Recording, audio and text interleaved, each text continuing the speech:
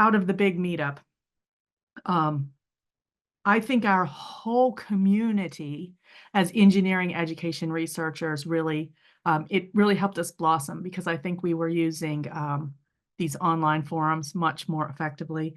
And then even the EER in Africa emerged out of that. So that's great work that particularly Esther, who's here, and Lalani have been really instrumental in.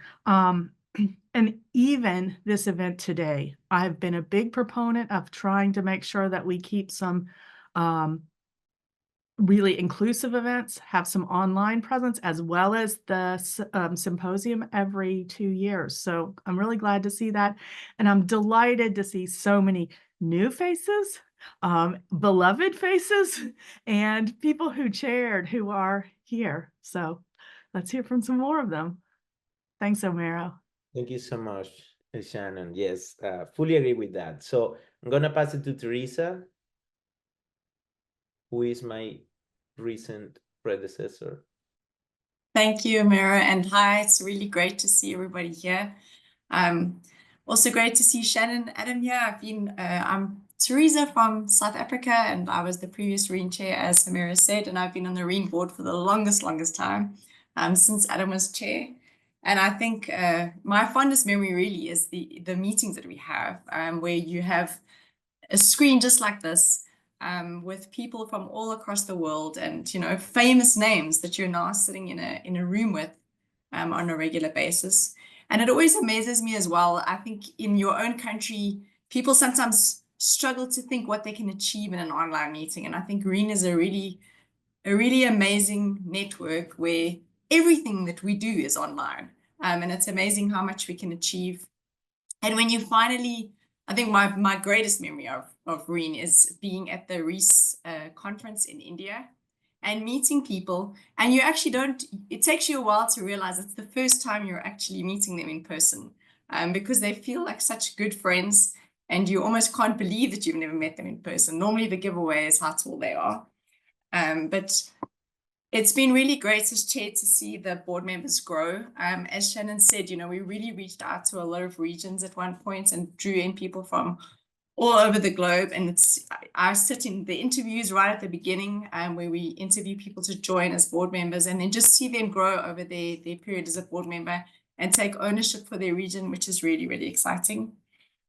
And then also listening to people from different regions share their challenges, realizing how similar the challenges are across the globe.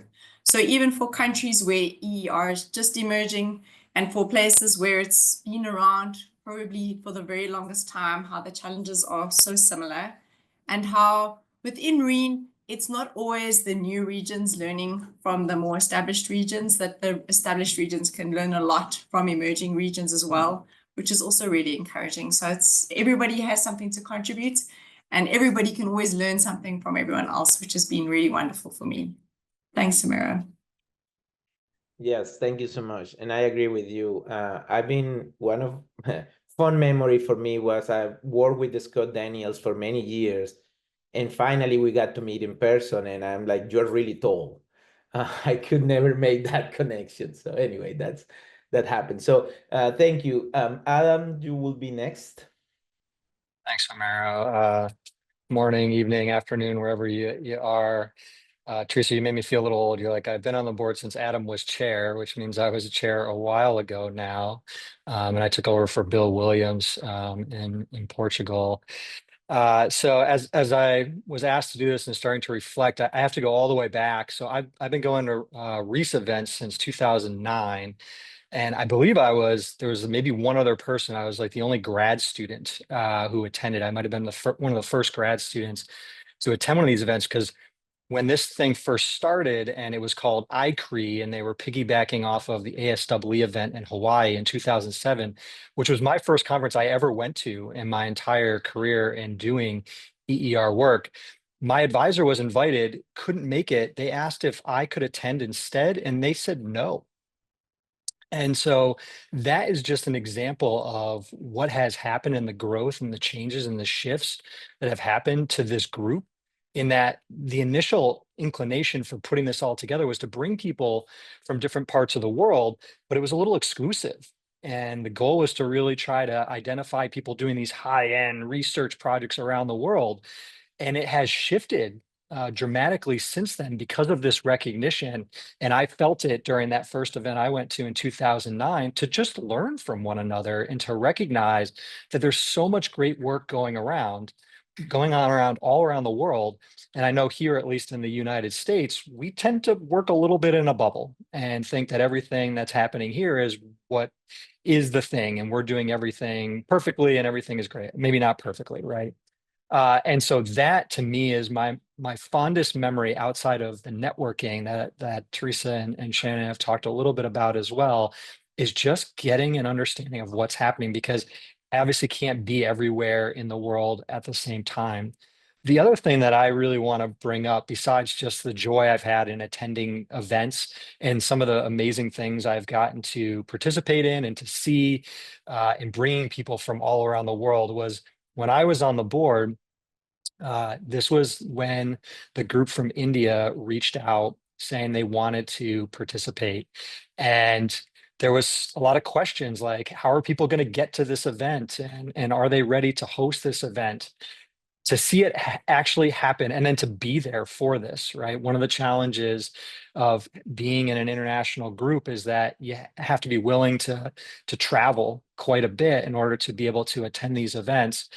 And that's the hardest part. But once you get there, what a phenomenal experience. And I was so glad that through everything that happened, right? And things getting pushed back because of COVID and all these things, that it happened.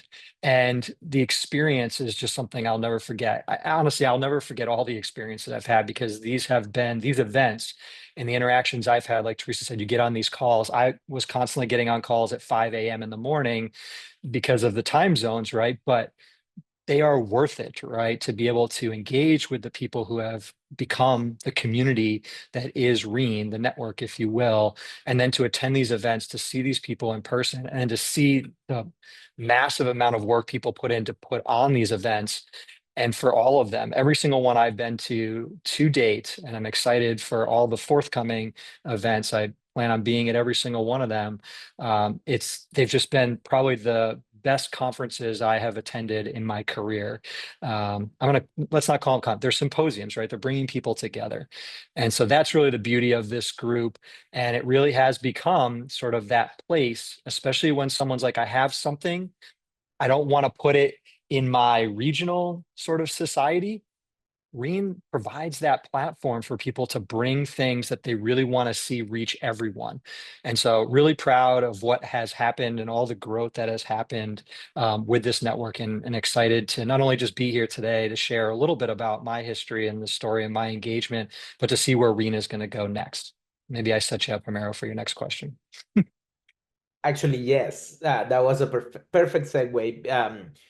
On two things. One, because I fully agree with you that REES has become my favorite conference. I also have the privilege of attending several of those now, and the conversations and the way that it's structured, it really gets me a lot after the conference to think about, not only in terms of my research, but also in terms of connections and the people that I met, and has led to a lot of other collaborations.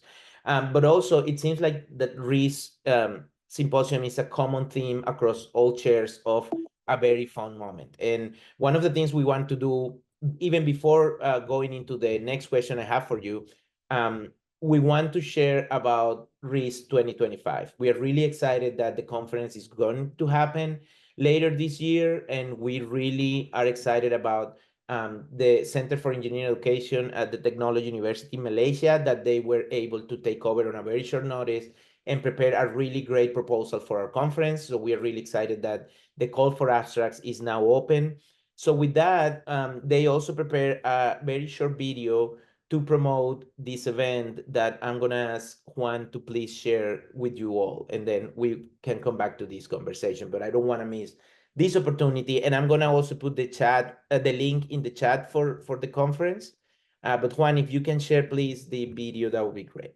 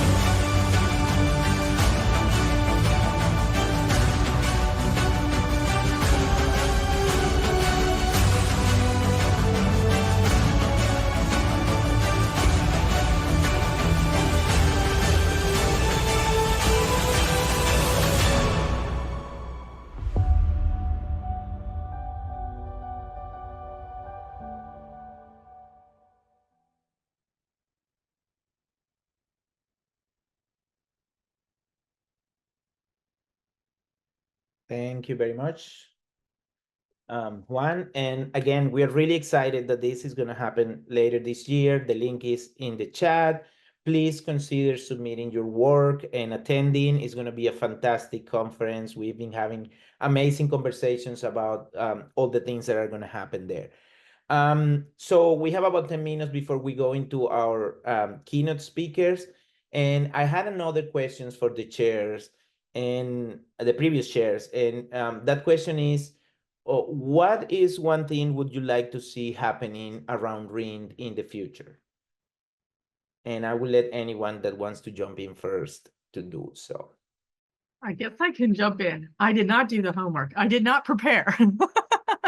But in the future, I would like to see that we do, to me, it is so important that we remain inclusive, that we expand our inclusivity, particularly our early heritage, as Adam described, was elitist.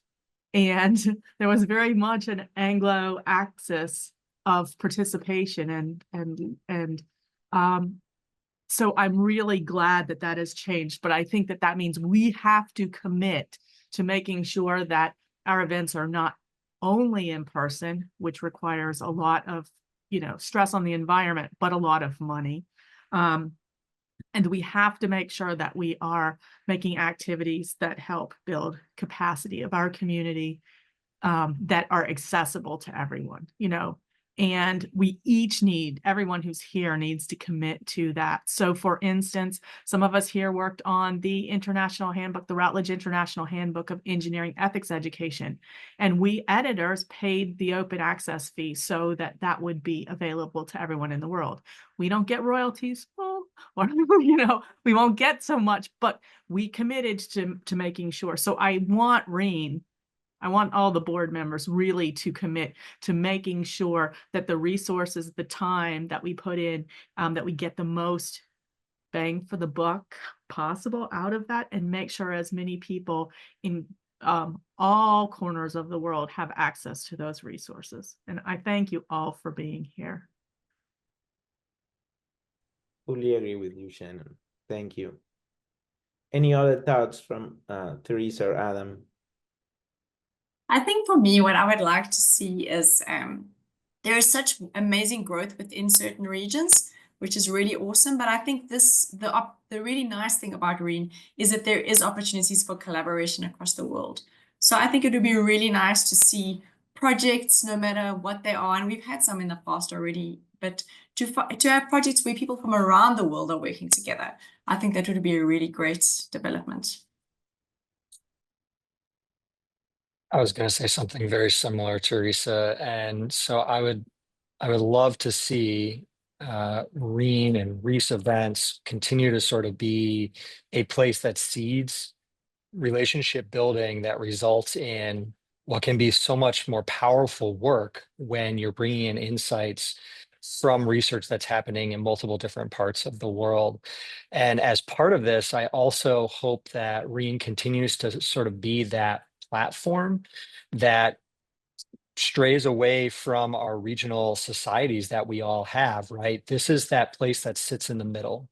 It has no affiliation. It's not something that it's attempting to try to raise money and be its own sort of company, right? It's a place where people can come and share their ideas, build these relationships, build these collaborations, as Teresa said, and it sits in a space that is not affiliated with any specific part of the world. And so one piece to build off of that is that I hope, because as you've seen the trajectory and as Shannon called out, right, the initial sort of elitism, which tended to be people coming from certain regions of the world, to continue to see growth of participation from people in those places where there is growing efforts happening in EER. The more people come and attend, the more those collaborations can happen in different places. And I'm just hoping to see, as we see every time we go to an event, right, we see this increase in participation in that area, that those people continue to attend these events, and we find ways to make sure that people can attend these events so that it truly is an international event every time we put one of these events is put on. Thank you so much. I'm really excited to hear that, and I swear we did not plan this. This is the first time I asked them.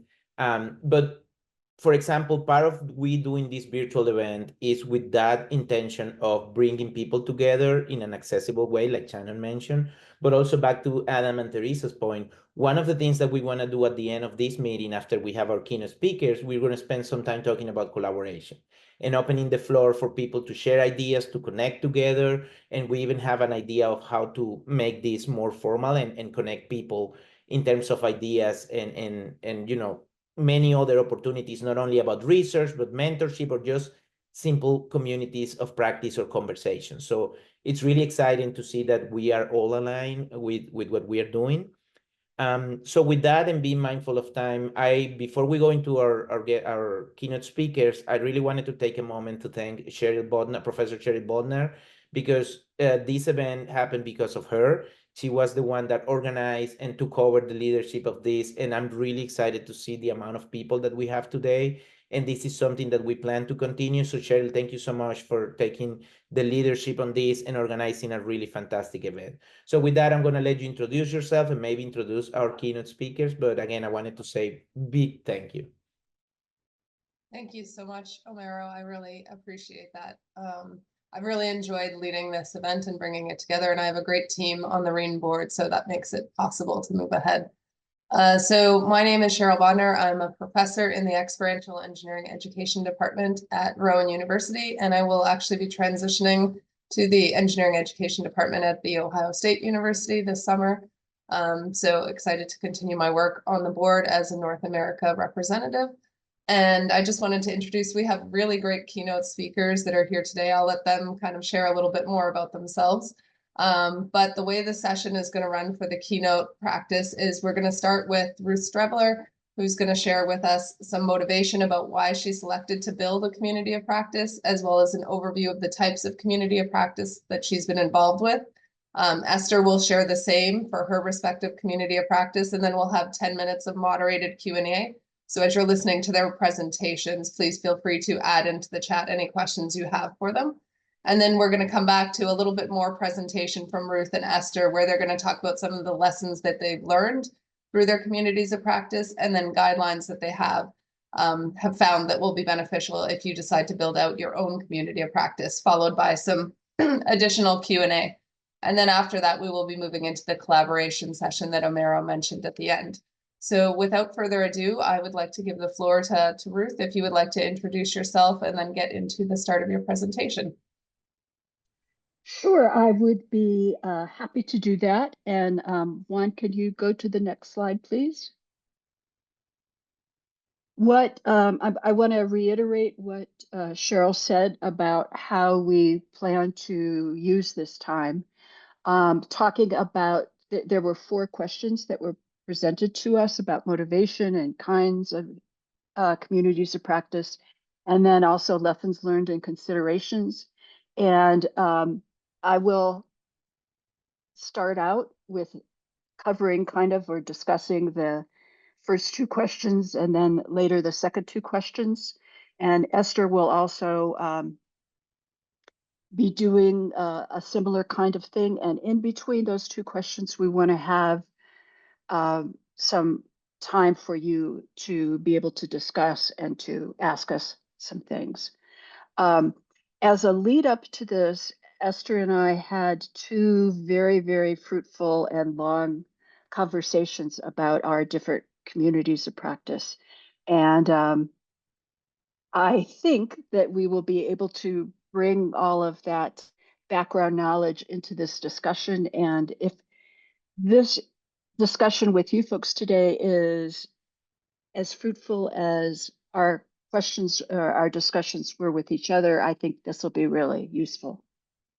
So Juan, you can go back to the next slide. So what I'm going to discuss today as the focal point for communities of practice is a formal community of practice that began over 20 years ago in the US, a funded project called Rigorous Research in Engineering Education, creating communities of practice. And at the time, I want to say that I did not realize the charged nature of the word rigorous. It just sounded kind of cool and a nice alliteration. One of the things I've learned as I go back and look at some of the things that we did in, starting in 2004, those are things that I've learned from and would do differently. So I'll point that out a bit. But the development for this proposal began in 2002. This is so long ago that when I was typing these slides, I kept wanting to put like 2022 or just kind of typing 2002 just seemed like it was way too far in the past. But there were 3 workshops held in the summer, 2004, 5, and 6. There were about 50 participants in each workshop. An application process was instituted in 2005. 2004, it was first come, first serve, and it filled up in 2 hours. So we had a waiting list of about 80 people within about a day. So we realized we needed to do something different in 2005, and so we had an application process. And this was located in Golden, Colorado, in the USA. And we were very much conscious of creating the workshop designed to be a community of practice. So I'll mention a couple of elements of that. And I can use the next slide now on. So our main source for this and how we structured the workshop came from a book by Etienne Wenger and colleagues called Cultivating Communities of Practice that was published in 2002. And so this was happening right at the time that we were thinking about the workshop. One of the things you may know is that Etienne Wenger along with Jean Lave, really kind of developed the construct of community of practice. And I want to mention today a few key elements, because as we think about creating other communities, how there might be kinds of communities, if we want to be true to what Wenger was talking about of communities of practice, then we want to be able to follow some of his principles. So next slide, please. So there are 3 components of a community of practice. First of all, there's a domain, a particular set of things that people are interested in, a community of people who care about the domain. And according to Wenger, the community are people that interact frequently and voluntarily. So you may see times when people are creating a community, say in a business, and we'll say, we're making a community practice, and you are all in it. According to Wenger, that would really not fit the definition of a community initially. Now, later, they may organically come that. And then the other thing that is important is a shared practice that they're developing to be effective in the domain. So, of course, as we think about engineering education research, and this is something that Omera has already mentioned, there are discussions about, well, what are these research practices and how can we use them? So next slide, please. One thing that is actually, I think, important to understand is that the communities of practice have a particular structure where at the very heart of the community is a core group of people that are most active. They are planning, they are looking at the direction, they are doing kind of executive functions that you would think of like, looking to see what's needed. And there, within that core group, there's often a person or 2 people who are kind of the overall coordinator for the group. Then there is a larger group of active members.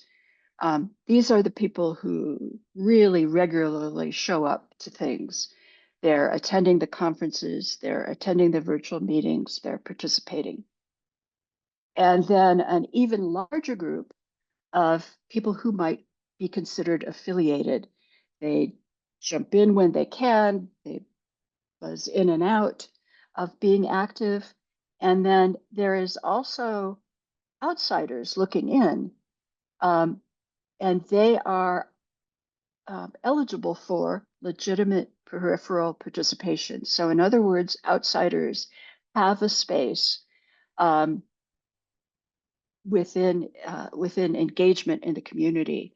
And one of the things that you folks were mentioning about is being inclusive and adding people from other groups. What I am, I'm using this diagram now to interpret that to mean that you are really looking for outsiders to bring them in. And again, outsider can have such a negative connotation.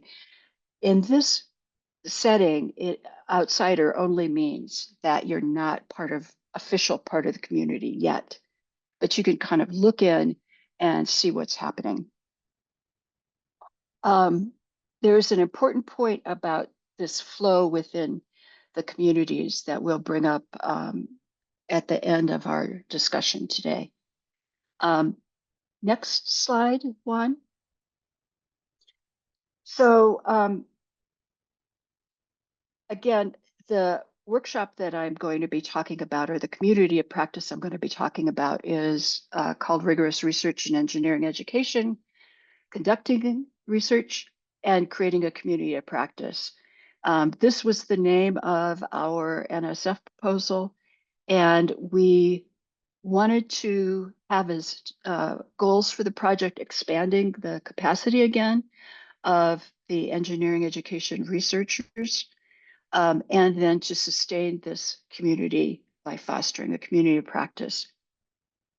And we were going to have two parts to that: a year-long experience that had a 5-day workshop, which was in person, and then people were also funded individually to conduct a small research project to help them learn how to do the research. Next slide.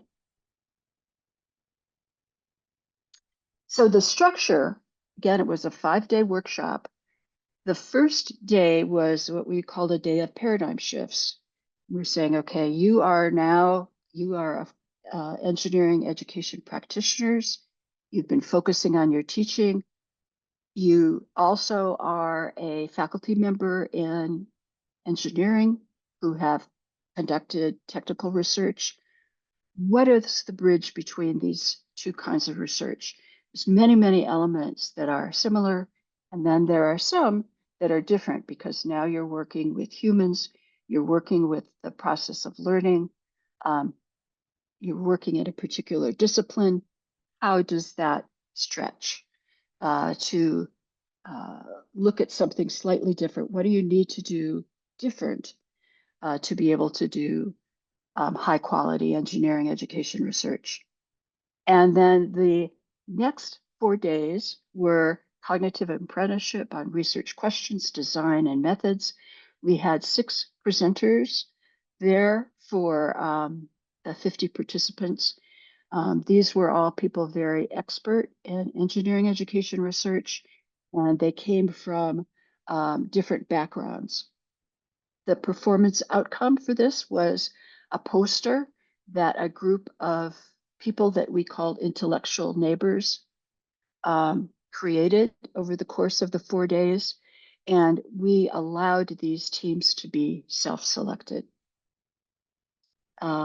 Yes, so we had funding from the National Science Foundation that limited us to faculty from US institutions. And I wanted to mention what the funding was used for: developing the workshop itself. So presenter fees, handbooks that were written specifically for the workshop, the logistics, things like meeting rooms, because this was face-to-face. It was recorded, and I could mention where some of these recordings are. We paid for the lodging and meals and materials for all of the participants. They had to pay their travel to Colorado. We had advisory board and evaluators who were very important. And there were funds for individuals to conduct a small research project and also to hire a mentor. So I believe the total funds for each participant was $2,000 US back in 2004, went a little longer, but went a little farther. So that's the overview of the rigorous research and engineering education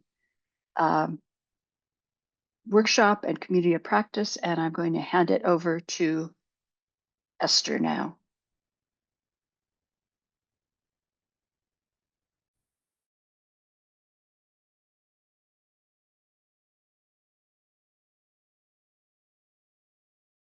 Thank you so much, Ruth. Esther, you're on mute. So you can start when you're ready. Thank you. Yeah, thank you so much, Ruth.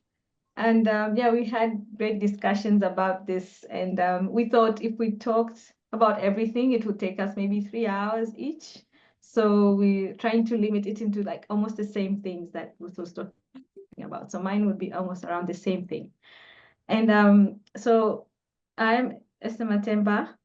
I'm an engineering education researcher trained in Australia, probably helped and developed by the Australian community of engineering education researchers. So I grew in a community, not my own, and then now I'm with the community of practice in Africa. So Engineering Education Research Network Africa was launched in 2020 by Professor Leilani Smith and myself.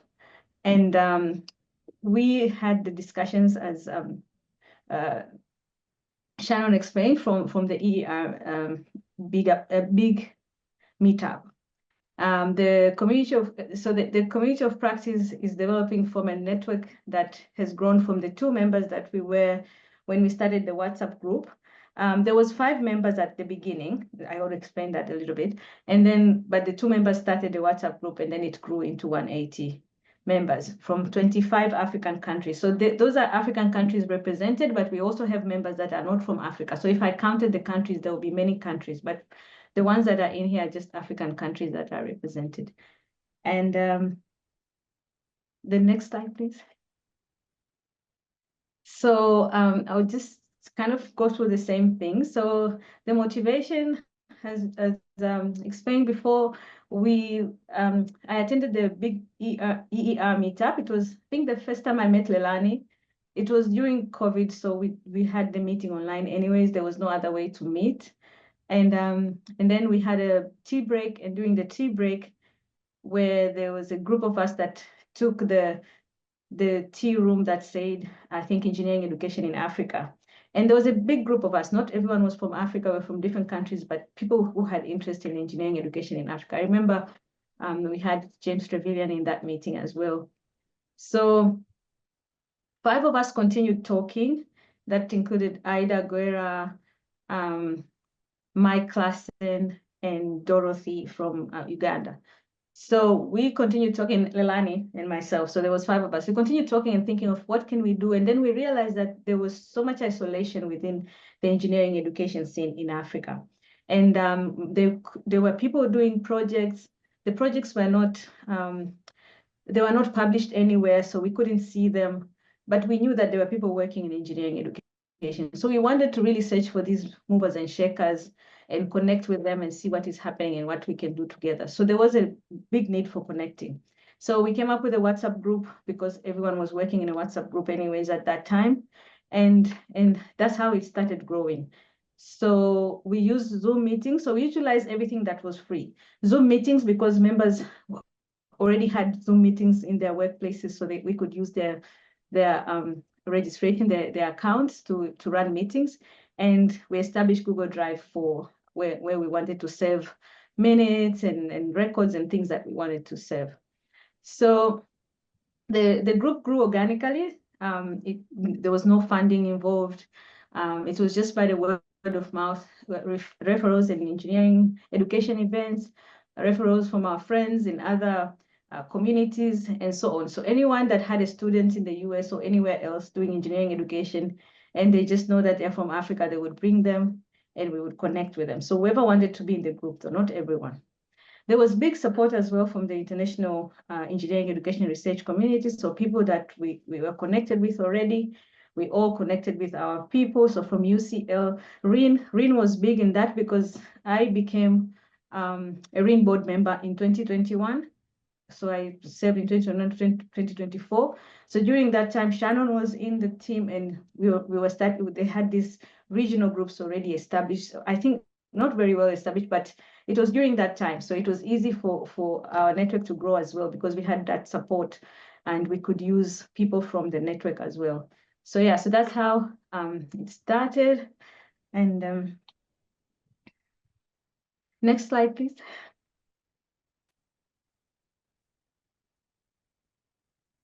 So yeah, so I just wanted to just talk about what was happening in engineering education research in Africa. 20 years maybe later from almost 20 years from when the US was forming their own community of practice. So during this time, South Africa has engineering education. So since 2020, that time they had already engineering education. There were universities like UCT and others that had programs, PhD programs, and so on. However, the rest of sub-Saharan Africa, and maybe I'm not sure about the rest of Africa, but there was no formal structures on engineering education. So we didn't have graduate programs. We were not even, I don't think we're allowed to study engineering education, even as it is now as a PhD. So some of us came from those contexts. So there was no funding that is located to engineering education, no career pathway. So if you study engineering education, you're not sure where you're going to go afterwards. So this is the situation though. However, also another issue is that engineering education is not a legitimate area of practice or research. So you cannot research in engineering education and get promoted because most of our members are also academics. So they have to think about that. Kind of developing, emerging engineering education. So most places it's not developed. However, there were also like positive things, like there was a Journal of Engineering Education, Southern Journal of Engineering Education starting. There's Soto in the South that was already existing. There are conferences that are engineering education running. So there were places where we could actually disseminate our work at that point. Yeah, so international funding was also existing. There was need for change. So things like that were happening as well. Next slide, please.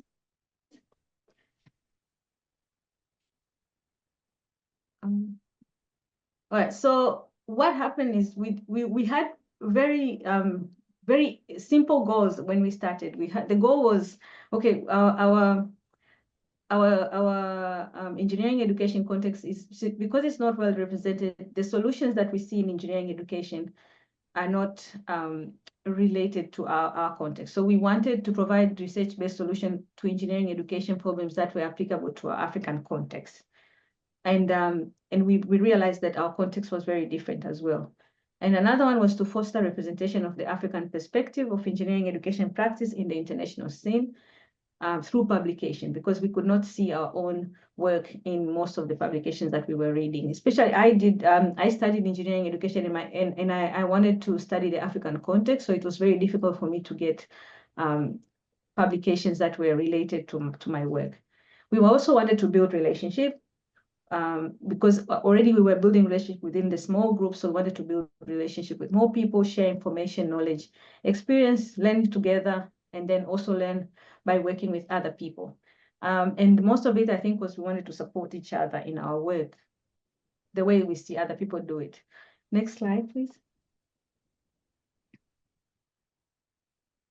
So when we started, and I think it's continuing, we had monthly meetings where members share their journeys into engineering education. So most of us were only starting in this area. I had just finished my PhD. We had members of the network who were academics just getting into engineering education. And then we had also well-established engineering education researchers like Bruce. I think they're there in the meeting, I think. So we had people that were established and people who were not, but it was nice to just hear all the stories about how people started and where they were and so on. And it also motivated other people to get into the network. And then we have workshops that we ran one with Green. And then we had a workshop about systematic reviews. And then we had other workshops small workshop that people would run about maybe teaching mathematics or things like that, that would bring us together. And then we were collaborating in paper writing and other projects. And one of the papers that we've written is our own about the network, which we got together 16 members and we did the writing. And then we have also worked together on funding. Whether we succeeded or not, we continue to work together. And then at the moment, we're starting something that we call writing circles, so that we can all get together and learn to write in engineering education research. As you know, like those who have shifted from like scientific into the education research, there's the difficulty of how do people write in that area. Next slide. Okay, so I think what we found that's important. So we reflected on the community of practice. I mean, we had a network. We didn't even know what community of practice was, but we thought we were forming into a community of practice. So we started reflecting on the community of practice structure. So I got myself the book that that Ruth was talking about. And we started reflecting. So we would write questions and share with the 16 people that were authoring the paper.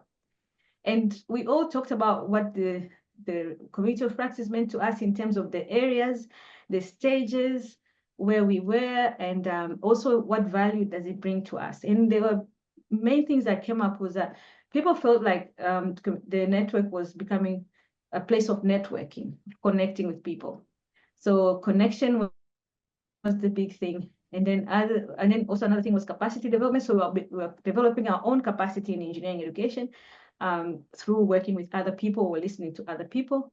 And then it was also a place for emotional support. You know, with all the problems that you're thinking, there's no career pathway through this and all that, but I think the encouragement from other people was also good. And even the support when we go to conferences, I think if you've seen us, you know that that is what is happening. And also the impact in our own professional identities was growing. So some of us, we were growing leadership skills and other things as we continue to be in the network, because there's a lot of connection that we can leverage on in there. So also the aim for many people is to make the impact in their universities, in their teaching, in just that in their students and so on. So that was also happening because by thinking and listening to other people, they were also doing their own work. And then the other thing is breaking borders. We were breaking borders that were not broken before in many other areas. So we were talking between different countries. We were taking advantage of the time where we were using virtual tools to communicate. So we were talking throughout, you know, to any country. It was easy to just connect. And I think our goals have now really consolidated into these three things for now. First of all, we're thinking for the community of practice. So this is a network that is moving into a community of practice. And for the community of practice, the most important things for us as goals is building that community where someone can get their identity, you know, they can get their individual identity strengthened as an engineering education researcher, because everyone's like, I'm not sure I want to do engineering education. I don't think I'm an engineering education researcher. Maybe I'm a practitioner and so on, all that. So by being in the network, it helps you to get your individual identity strengthened. And then the transformation that people are looking for, their own transformation, the capacity building. They want to build capacity in themselves. We're learning a lot from the different activities that are happening so that we can change in our classroom. So most of the people come with the idea of wanting to change engineering education, whether it is nationwide or institutional-wise, or even just within their own classroom. So we have those kind of things. But we also have, remember, we have people who are also coming from the industry and all other areas that are also looking into thinking about changing engineering education for the better, you know. So another thing is cooperation. practice sharing and active collaboration is what we're aiming for just the group and for the future in order to continue this. Wow. And I think that is where I'll stop. I hope I haven't taken too much of the time. Yeah. And then Thank you very much, Esther. That was very informative. We appreciate you and Ruth sharing your insights on your community of practice. So we did have a few questions that were put into the chat that we can start with. Jeff was asking, can a community of practice be more ephemeral and informal, or would that be considered something else?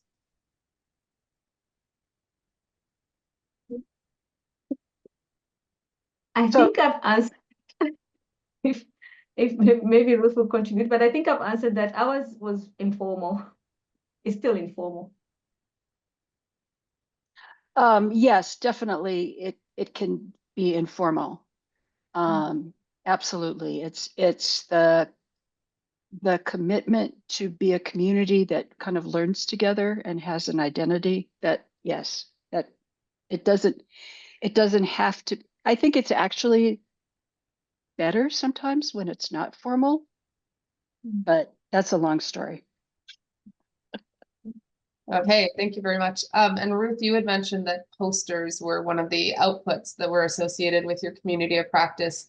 Jeff was asking if those posters are available anywhere for viewing for others. Just out of curiosity. Sadly, given that they were created 20 years ago on those big Post-it things, no, they are not. And also later we'll talk about what was important for the poster. The poster itself, we used it as a performance outcome, but it really was a way for the participants both to express what their research interest was, to find each other, and then to come up with a collaborative space that they could think about with regards to the research projects and get a lot of feedback on. So it was really a learning tool instead of an outcome. Okay, thank you very much. Helen had a very good question for both you, Ruth and Esther, which was, how does an engineering education research group break boundaries, and what kind of boundaries do we need to continue to break?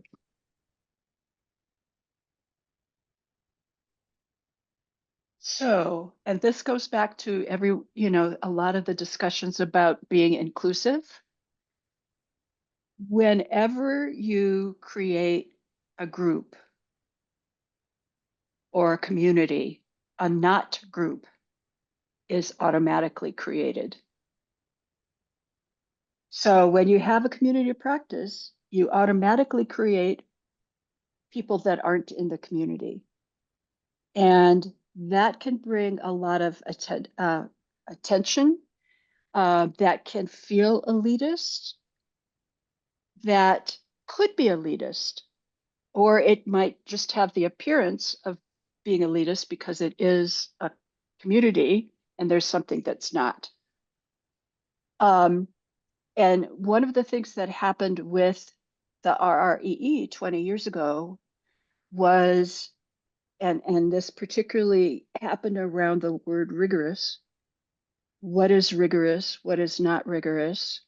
What does it mean if you are not using the principles that we recommended you use? For example, a theoretical framework. That can become very contentious. So how do you break boundaries? Well, one is, I think, to become aware of the fact that there will automatically be tensions.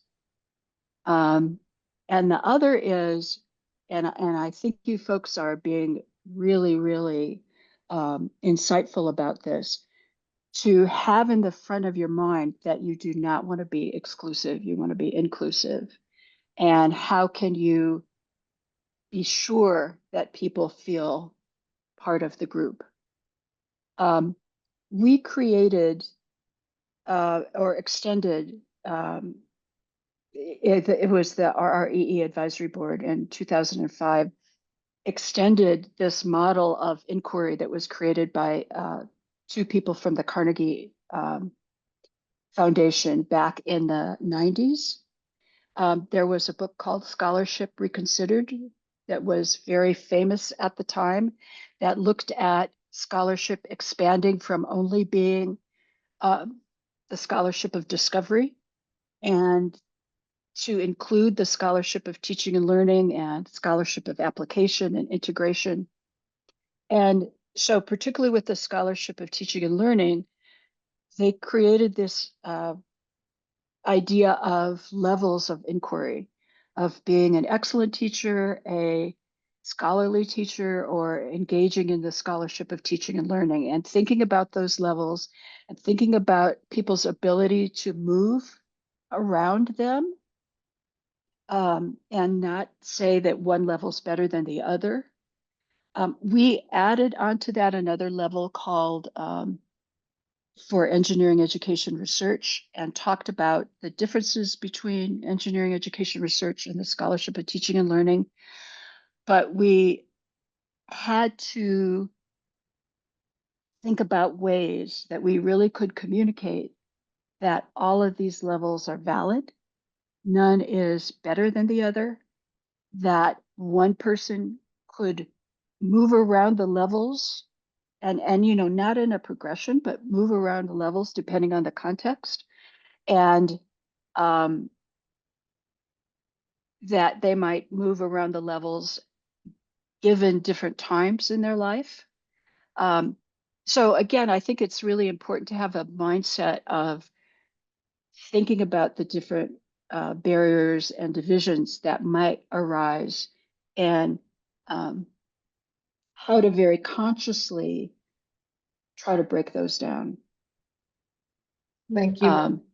Mhm. Esther, do you have some points that you want to share on the breaking boundaries? And then we're going to move into the second part of the presentation just for the sake of time. Okay.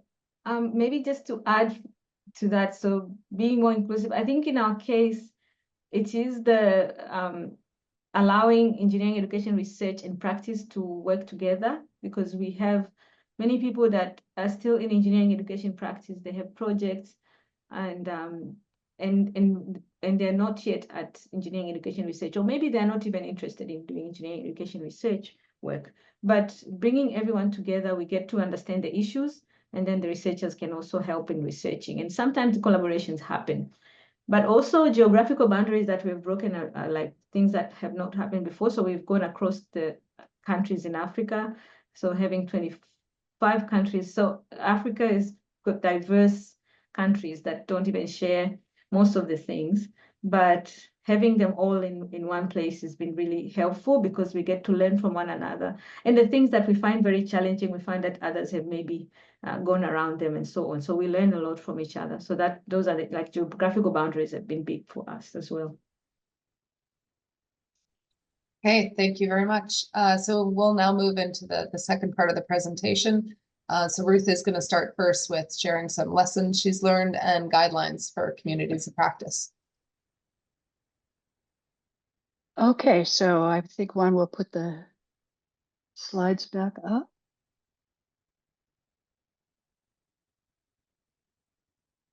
Okay, and then we'll go to the one right. Yes. So here are some considerations if you're designing a community of practice.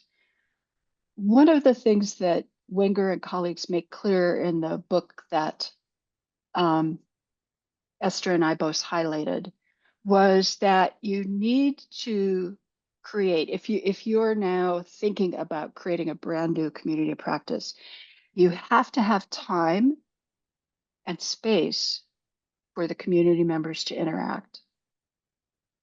So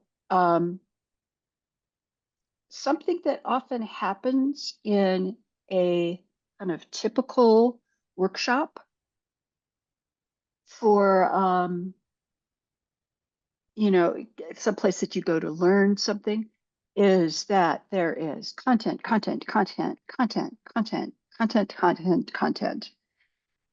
Have lunch, have more content over lunch. you know, so, and then content to content to content. So you're just slammed with new information, and sometimes that's thought to be the right thing to do. But if you want to have a chance for community members to interact, there needs to be time in the schedule just for that. In the RREE, we had a huge lunch break. So there was a common lunch where people ate together. And then there was a break till maybe 2:30. It was like the lunch break was from like 11 to 2:30 or something really extended. And that allowed people to meet together. Again, this was face to face. We chose the location that everyone stayed at very consciously. One thing that's nice is Golden, Colorado is a lovely mountain community, and the hotel that the workshop was taking place in has this lovely stream and a nice path that's paved for quite a ways and then goes on as just a ground path. And people could walk along the stream and talk with each other. They could go back to their room and take a nap and think about things. So there was time and space to do that. One thing that becomes interesting in a virtual format is that, again, you know, time is precious. You have your Zoom meeting from this time to this time, and you have your room. Where is the time to meet? Where is the space for people to, oh, I see that person. I see that they said an interesting question. I'd like to talk to them. Where is the space to do that? I know that some virtual meetings have actually time set in the agenda for ad hoc meetings, and people will set up breakout rooms for that. It sounds like the meetup in 2020 for REES had those kinds of breakout rooms, since Esther was talking about, here's one that'll talk about Africa. So, but that needs to, again, be a very conscious decision. And then another thing that's needed is a way for people who have interests that want to find each other to have them find each other. And Esther and I were using the term nucleation sites to let this community form around, or these interests form around. In the RREE, we've talked about, we already had posters, was kind of this nucleation site. Right now, the African community is, or the African community practice is reading books together, reading articles together, collaborating on writing projects, collaborating on research projects.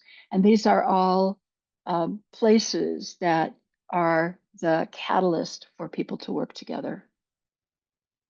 Now, in the longer term, in designing a community of practice, a vibrant community will have flow in and out of the core and active and affiliated groups. So if you think again about the concentric circles that we showed earlier, if you have, like, say, 5 people who were the founders, and if those 5 people stay there forever and are the core forever, the group can get kind of stagnated. If you only have active members, the same people keep kind of stepping forward to be leaders of things, then again, the group begins to fade out. So there needs to be a way of flowing into and out of these different groups. And very importantly, having the outsiders go into the affiliated group, or maybe even the active group, or possibly the core group. That would be great. New blood. trying to do this to keep the community vibrant and having a lot of flow in and out of the community, the various groups, is really, really challenging. So it's easy to write this sentence, oh, have the groups flow in and out. To do it is very tough. Next slide, please. So one of the things that's very neat about the RREE having been 20 years old or being 20 years old is that we have had time to go back to the participants and talk to them. And there were two major times that the participants were interviewed or invited to be interviewed. One was a few years, I think it was about 3 years after their participation. And then we also went back and asked people 10 years after participation what they felt. And we had actually two ways of inquiring. One was through kind of regular questions about their involvement. And then the other was and looking backwards at their participation and how they would describe themselves. We did this with photos. We said, please bring a photo of yourself as a researcher at the time you participated in the RREE, now, which just now was 10 years later, and then your future self, and had people explain those pictures. And that was very, very interesting. I am passing on to Cheryl a list of an annotated bibliography of some of the articles that have been written, and some of the places where we really look back and look at the long-term effects, I think are really the most fascinating. And if you're interested in that, they may be something you want to look at. Now, we're also been able to kind of track the people that took the RREE, and we do see now that people that were participants are leaders of the community. They have been department heads, associate deans, editors of journals, people who have been program directors in the National Science Foundation for Engineering Education Research. There was a string of time when the three successive program directors were RREE alumni. And one of those alumni created an NSF program that was patterned on the mini grants that we had for participants. It's had several names for that particular project, but it's a place where a person pretty new to engineering education research can work with a mentor on a research project for a couple of years.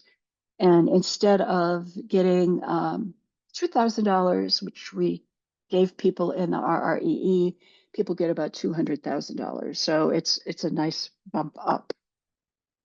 One of the things that Esther and I talked a lot about is funding, because the RREE was funded. And of course, the African Network is not. And we began to talk about the pluses and minuses of funding. And we were really thinking that intrinsic motivation and that incredible burning to do something that you love, even if it isn't financially rewarded, is incredibly powerful. And once funding becomes involved in that, that kind of changes a bit. So its funding is of course very useful, and particularly when travel is involved, helping people with travel expenses or other kinds of expenses for research. But it isn't a panacea. And the other thing that is true is the trade-offs with virtual versus face-to-face communities. Virtual is wonderfully accessible. It makes geographic barriers pretty much disappear, other than, as we mentioned at the beginning, time barriers. Time zone barriers, of course, still exist. But there is something magical about meeting people face to face and being able to say, "Gee, Scott, you're tall."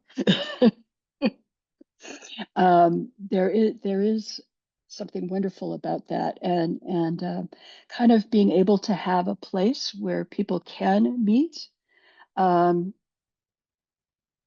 physically from time to time, I think is really useful. And so that's what I had to say about trade-offs and lessons learned. Thank you so much, Ruth. We're going to transition to Esther for her lessons that she's learned and considerations.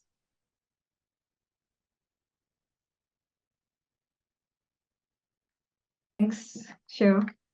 So I'll try and be fast because most of the things that Ruth was talking about was collecting the ideas from both of us. So maybe just addition to what Ruth was saying, I think for us with the virtual community of practice is the managing the growing numbers. And I think I've seen that in a question. So that's been a challenge. So you have to consider that because the group is going to grow, the network is going to grow.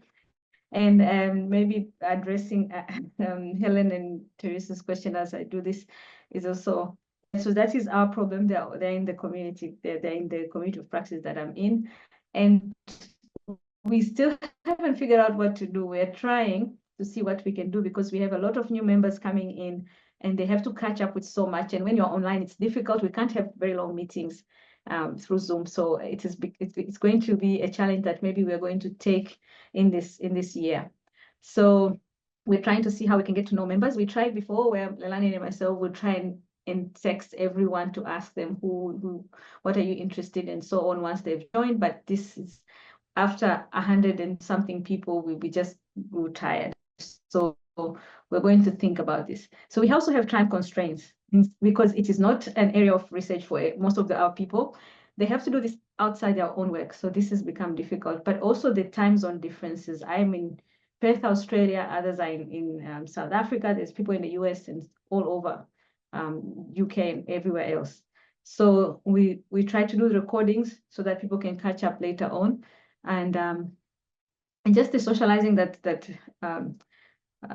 Ruth was talking about is difficult, but when we go to conferences, we do that. And the uncertainties that we're still facing with our members, where if they decide to take a PhD in engineering education or anything in engineering education, if there's anything for them back in Africa. And then longer term, we're thinking for us to grow our interest groups. We've already started them, but they're not very strong because leadership is also hard. We need people to lead these groups, but everyone is busy doing their work as professors and so on, and it's difficult to run the interest groups. But they are starting to grow as organically as the team itself, because there are projects, there are people who are working together to write papers and so on. So we have about 6 areas. And then mentorship for new EER. This is a plan that we had with Leilani for this year to try and find people who are new researchers to see how we can connect them to people. We have a big network now within Africa and outside, so we think that is possible. Next slide. Yeah, so other things that maybe that I would like to share for people who have how our group has been successful, or how our community has been successful, is the Ubuntu spirit, the togetherness. So most of the people here have that spirit where I am because you are, and that has really helped. And for some reason, it's connecting. We are connected to more people who are like that. They just come to work without anything. We don't pay them anything. They just come because they want to come. The free media, consistency. If you decide to have meetings, just have them. If there's only 2 of you, still run the meeting, record it, and post it in the group. Don't feel bad about it. That happens to us sometimes. The members drive, yeah, so that one I said, people are coming to work without any pay. And then the integration of research and practice. So we're bringing everyone together who is practicing, who is researching. and we're all sharing information. Internal leadership, that's Leilani and myself, and we have the core group. And I think the other question about the core group, those things also happen as we go. You just realize who's the core group and who is the active member and who is the peripheral. It just works out like that, even within our team. And then the ownership, people feel that like they own the group.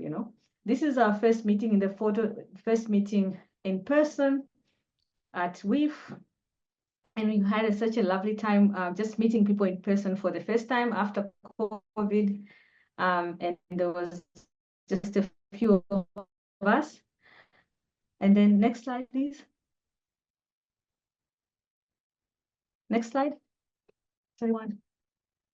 So the other photo is the WEEF in 2024. We've been to other conferences as well, so there's more photos, but we just don't have enough space to share. So this was 2024, just in December, where we met with people from the network, but also other people from Africa. So you can see the larger Africa group at the bottom there. And also we have recruited new members. We try to bring people in every time we go to conferences. So this is very intentional. We go to conferences, we try to meet, and we take a photo. We have maybe some lunch or whatever it is that happens there. We catch up and we get to know people. That's what we do. Next slide, please. I don't know if there's any more slide. One. Yeah, so this is also another way. So the collaborations have also started. And as Ruth said, this allows for people to grow into leadership. So we have a lot of people that are growing in their areas. There's collaboration, there's projects that all these are different projects, and we have more that we don't have photos of. So there's projects that are funded by Erasmus, the Inter-Africa projects. These are two big projects in our network. Student success projects that we run with Helen and other members. And then there's the Pedagogies of Inclusion. That is a project funded by IDRC, and Zach is leading that. And then there's consulting work that we do together, book chapters, and so on. So some of us were involved with the Engineering Education Ethics Handbook. Yeah, I think that's the one. Next.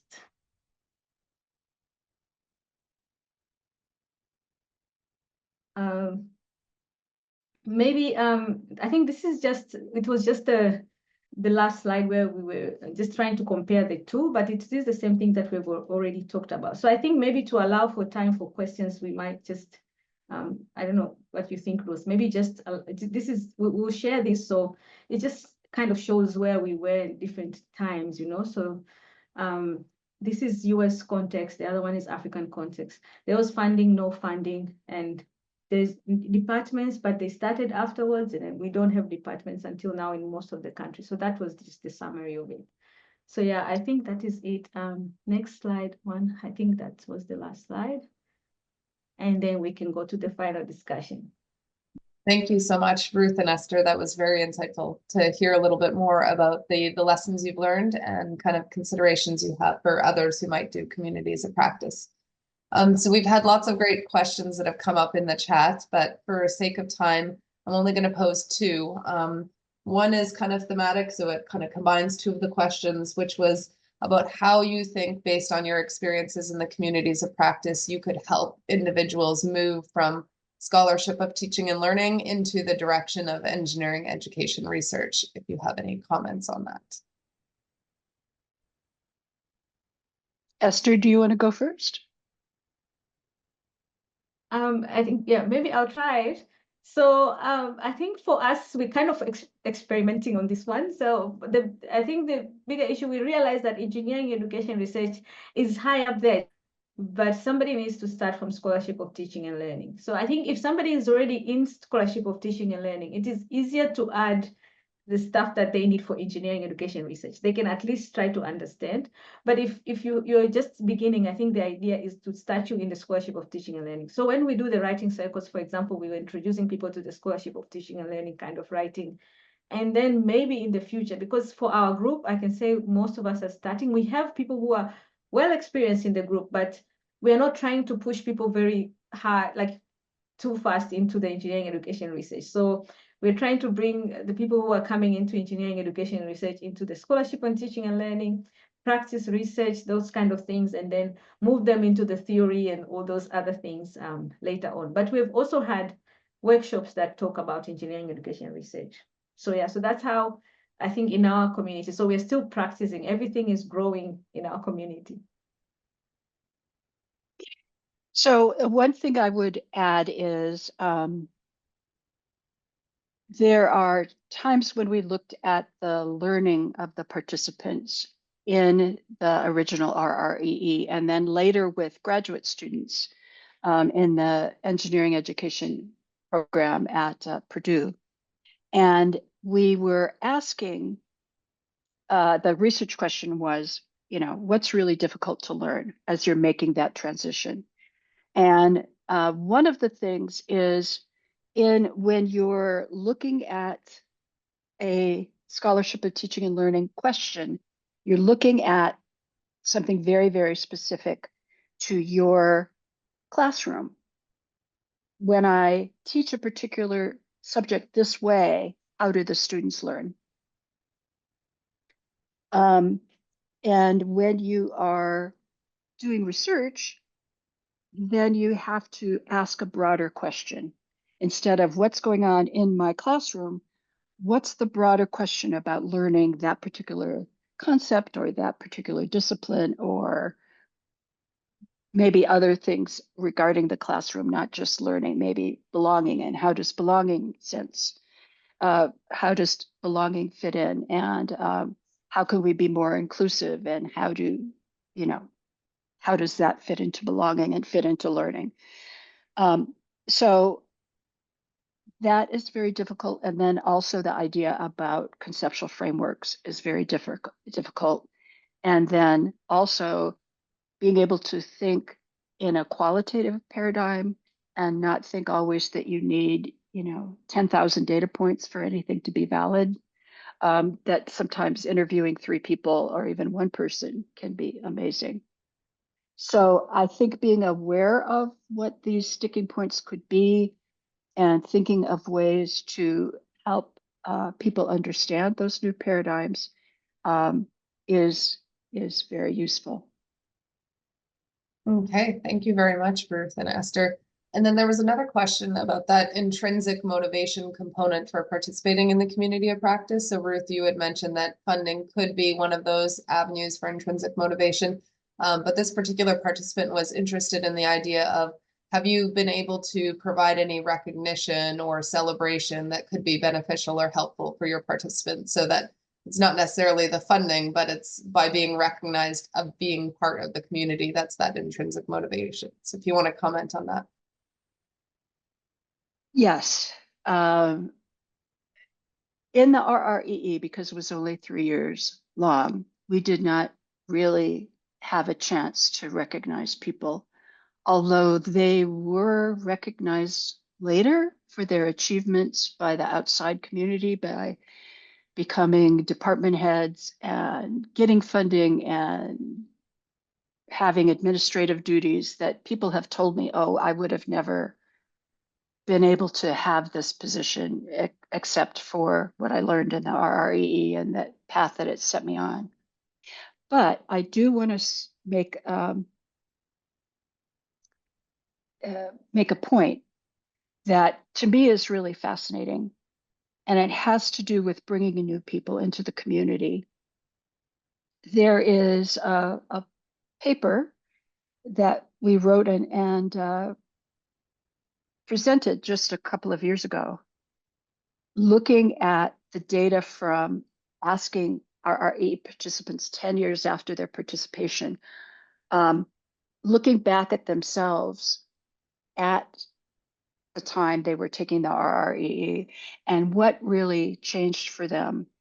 And it was, we often talk about being welcoming to people and being inclusive and having a nice climate for them, but we never really talk about what that really is and what is that activity of being welcoming. And one of the things that people spoke about when they looked back at just entering the community, again, from a 10-year retrospective view, that having somebody that was an established member of the community come up to them, or they're introduced to them, and that person really takes that established member, what Winger call old timer, takes a interest in the newcomer and learns their name and introduces them to other people and says, I think you have something, I'm saying says, but they may not say this explicitly, but how they're acting says you have something of value to contribute. So that implicit way of doing that might be saying, Cheryl, what is it? Oh, you do this. You might want to talk to that person about this. Or we're discussing this. What do you think about that, Cheryl? Those kind of what seem like very tiny things are huge, huge, huge for people. And they make them feel that, oh, I belong here. I'm part of this.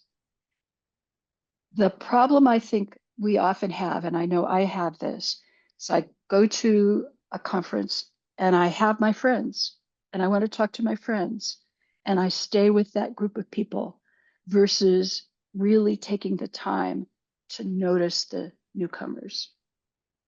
And so that in a way talks about that recognition, I think, of yes, you're part of this. Yes, I'm an established person and I know your name and I think you have something to contribute. So that's my answer to that.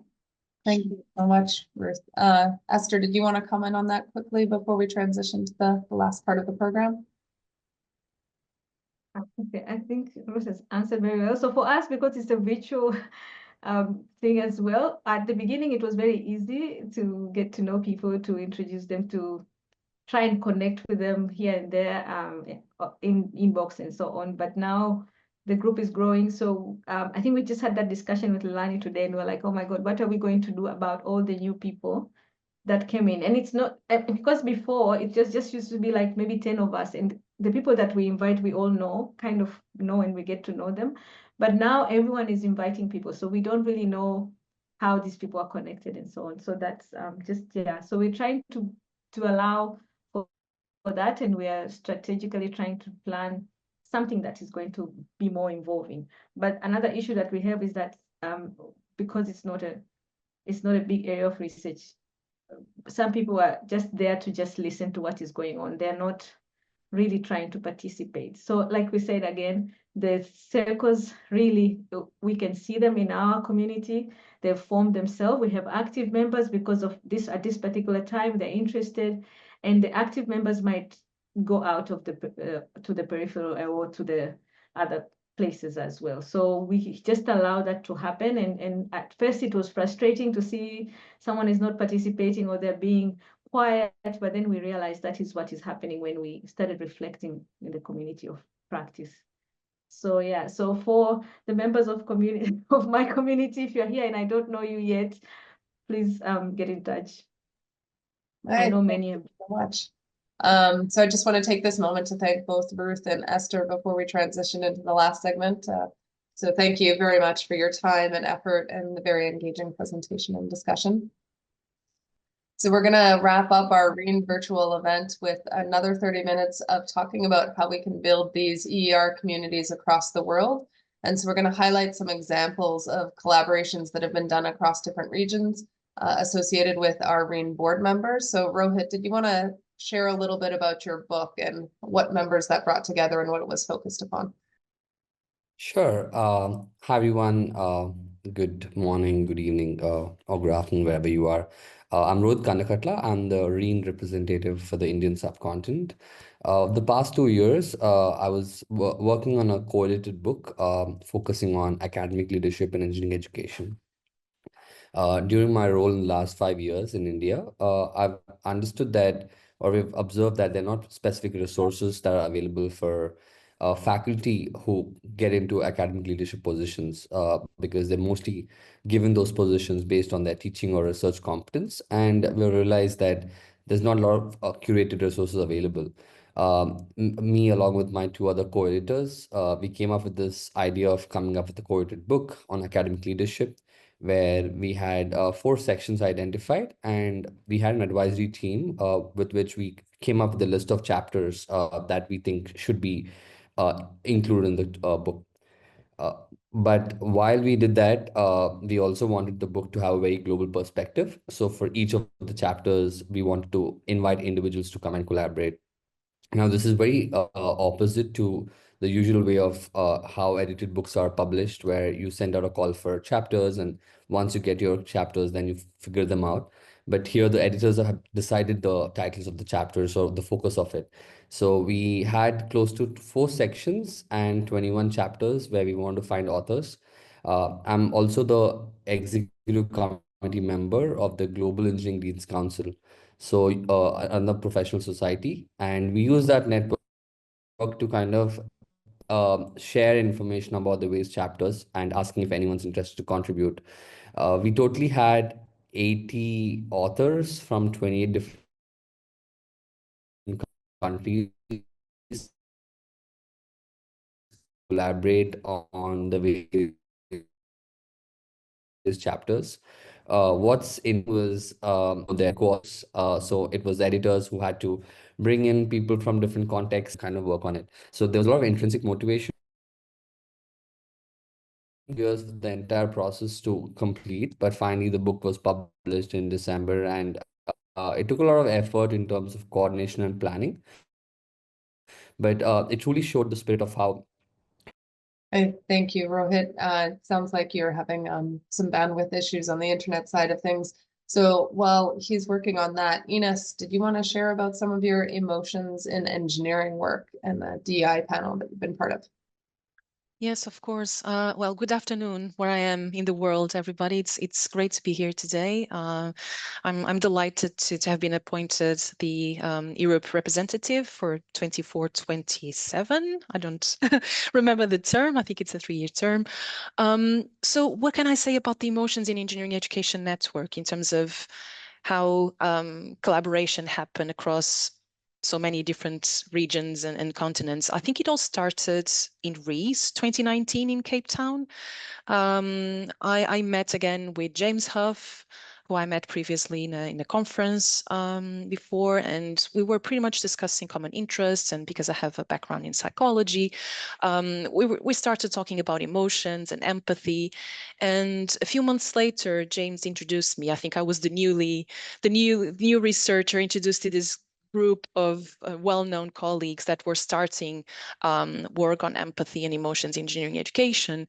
I became to be part of that group and participate in the discussion.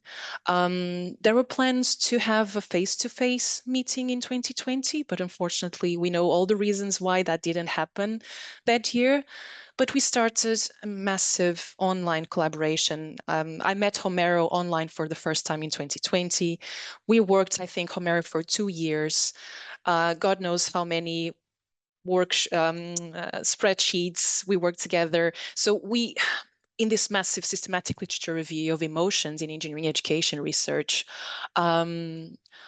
so it was, as all of us mentioned, it was hard to manage the time zones. We had colleagues in Australia, Malaysia, United States, different countries in Europe. But if I could do it again, I would do it again. And waking up at 5 a.m. in the morning or staying late in the evening to have online meetings and discuss the things we were excited about. And then we finally could meet in person 2 years later in Umia. And as Ruth mentioned before in her keynote, there's something magical when people get to meet in person. We all knew each other, right? We already shared so many things online, but it's different when you have informal gatherings, you share dinner, a drink, a walk, and you get to know each other well. And I don't know about you, but I love to work with people that I love. So that's what this community brought and make happen. I think REEN also has the same vibe and the same ethos of bringing people together in projects they're interested to work on. And then at UMIA in person, Omer and I met Jan van Maal from Q11. And at that time, I was the chair of the special interest group on gender and diversity at CEFI. we were struggling with the name of the SIG because we wanted to be way more inclusive than just gender and diversity. So we came across this idea of, what about we bring together colleagues from different parts of the world who are engaged in different institutions or bodies representing engineering education and research, and let's discuss what diversity means to us. So maybe we shouldn't be talking about diversity, we should be talking about diversities and how contextual that is. And so we conducted a workshop in CEFI 23 in Dublin, if I'm not wrong. I'm messing up with the dates. And I think it's a work in progress. It was so welcomed by the community. I've learned so much in the process, and I'm really looking forward to keep up with this, online gatherings and hoping to meet with in person when possible.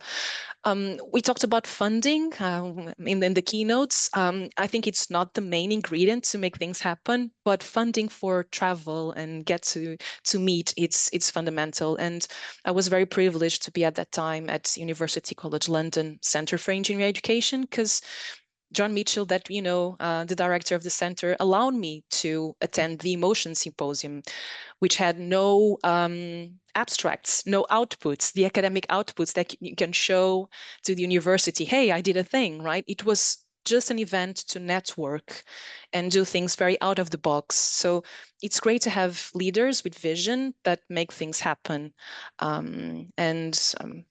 That's my take on this. So online collaboration across continents is possible. I would do it again with more coffee if possible, but really, really rewarding. Thank you so much for sharing that example. We're going to pass it over to Jillian now, who's going to share a little bit about her participation in one of the updated ER handbooks. Hello, everyone. My name is Jill Senyak-Chichek. My pronouns are she, her, and I'm speaking today from the Treaty 1 territory and the homeland of the Red River Métis, which is the place now known as Winnipeg, Manitoba, Canada. And if you need to know where that is, we're in the geographical center of Canada. I am one of the North American representatives on the REEN board. It has been my privilege to serve in this position for 3 years. It is a fabulous community, and I highly encourage people to get involved. Mitra did a fabulous job of inviting us to the next REES conference or symposia, so I'm very excited about that. And it's been a real pleasure to work with everyone across this collaboration. So we're talking about different collaborations, and I've been asked to talk about my work in the International Handbook of Engineering Education Research.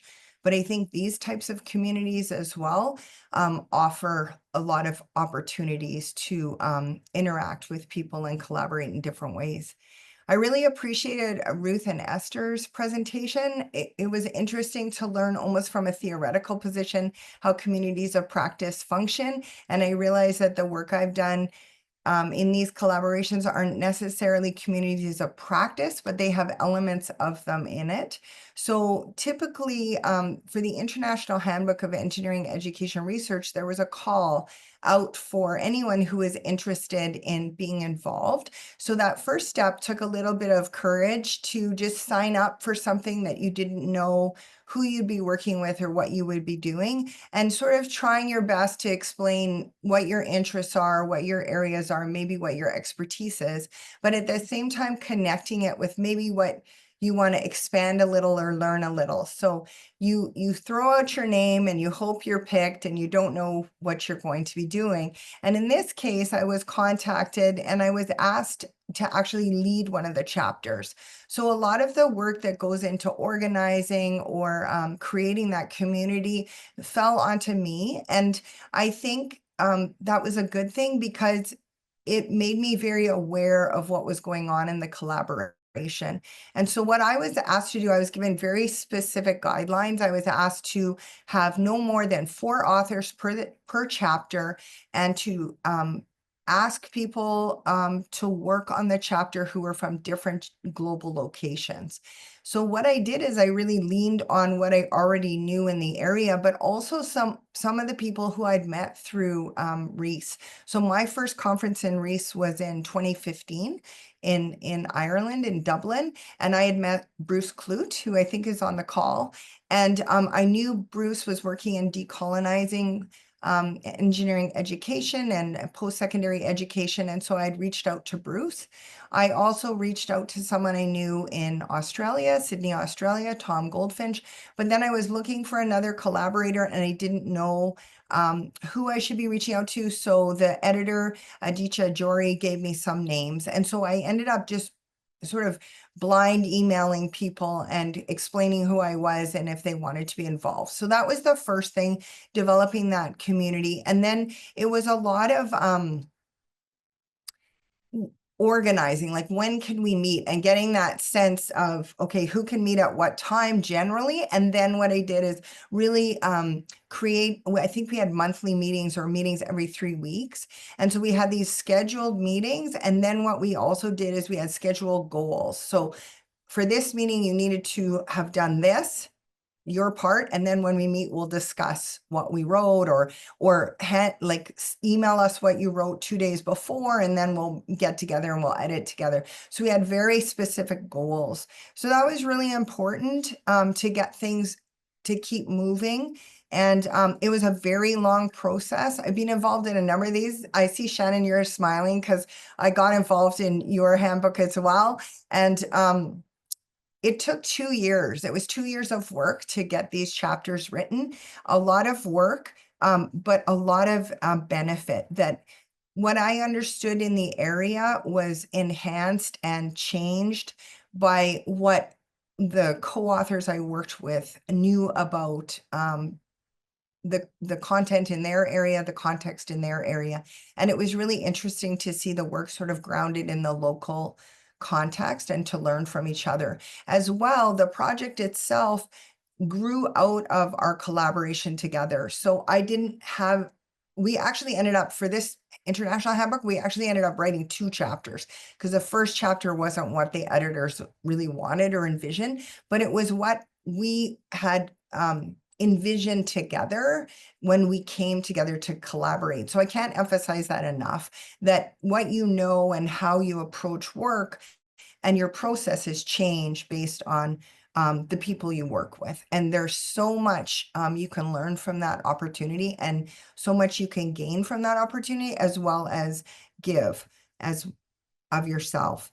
I think my biggest advice overall, because I've been in other collaborations where I haven't led the collaboration. And I think one of the things that can happen is that if communication stops or doesn't continue, if you're a person who is part of the group but wasn't the leader or the collaborator, you feel cut off from what happened, or the momentum of what's going on, or you don't understand where the project's going, those kinds of feelings. So I think my advice would be, if you are the person who's leading the collaboration, to keep in touch, keep that communication active. And if you can't do that work anymore, maybe hand it off to someone else.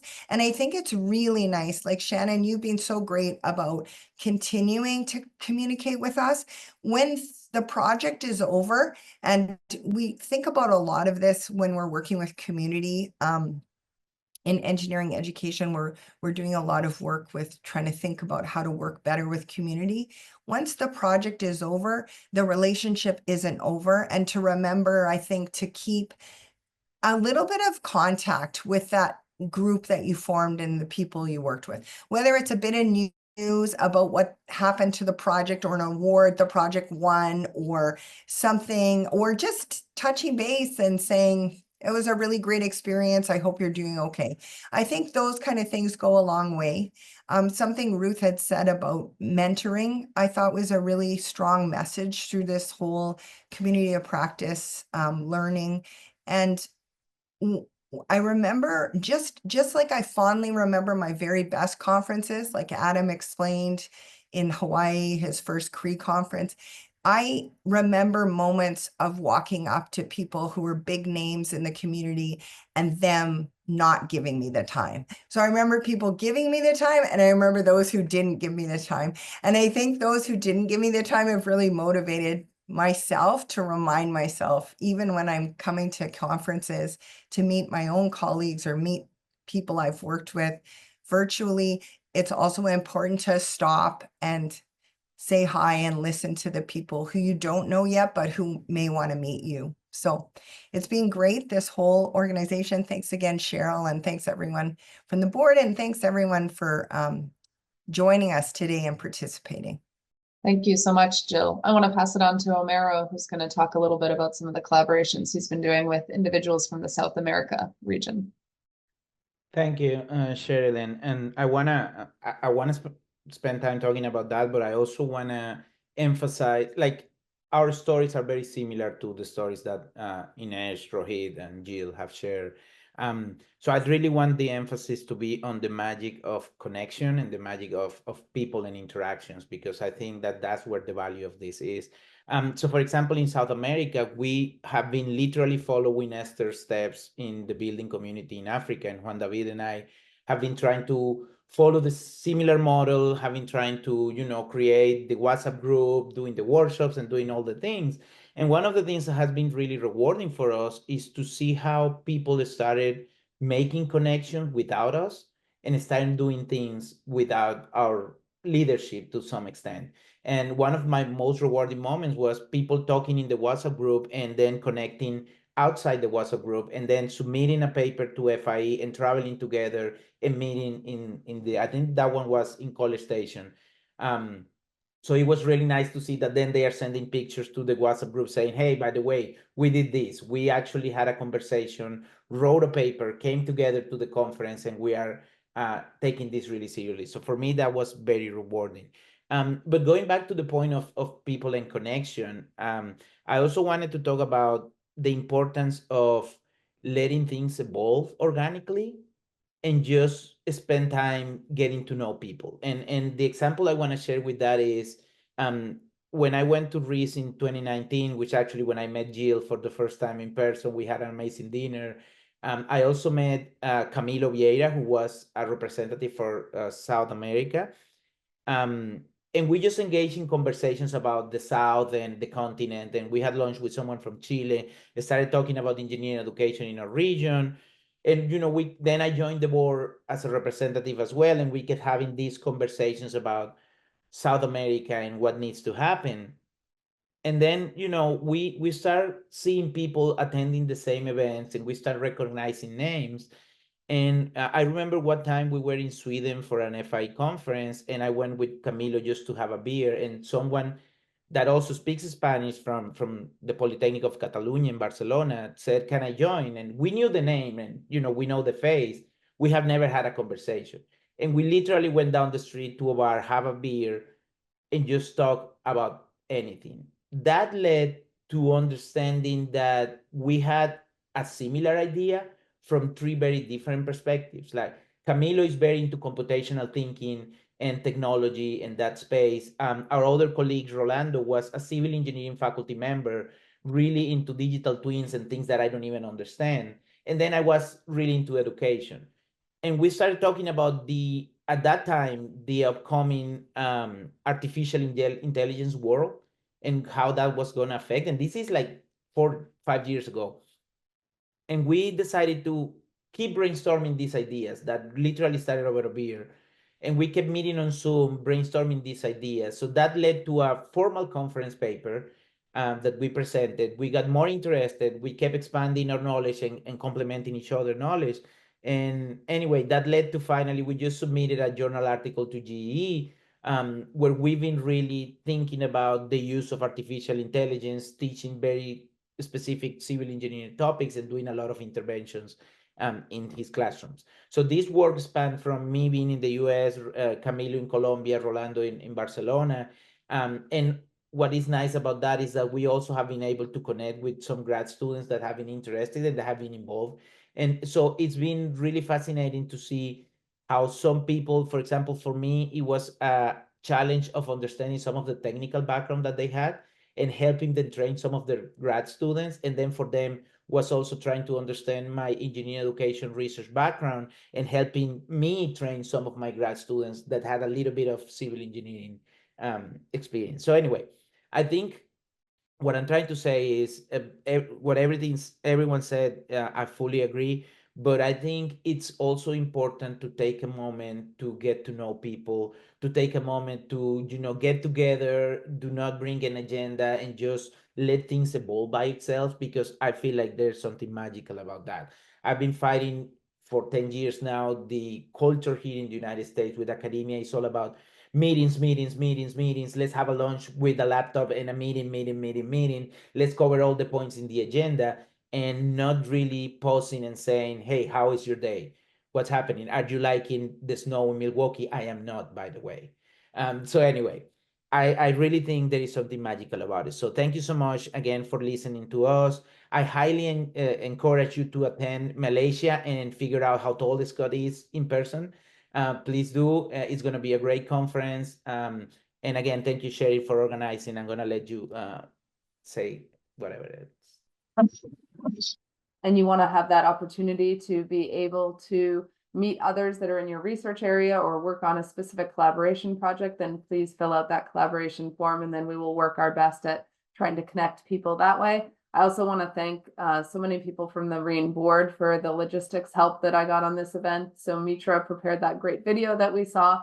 Juan has been working in the in the background with the screen sharing and setting up the Zoom link. And then Helen and Jill were absolutely fabulous at making sure that we got the people in through the waiting room. So thank you all for your help and assistance. And I just want to bring it back to Omero if you want to say anything closing, but then we're done. Thank you, everyone. Thank you again. Yes, again, thanking Ruth and Esther for their presentation, thanking Adam, Shannon, and Teresa for their comments. We really think this is a great organization. It, again, is my favorite engineering education conference. We do rotation of representatives every year, so please join our list. Try to engage, and if you are interested in serving, we are always recruiting for representatives from all over the world. So anyway, I'm just grateful for this event and the amount of people that not only join but stay. It's really amazing. So again, thank you so much, and I hope to see you really soon online or in Malaysia.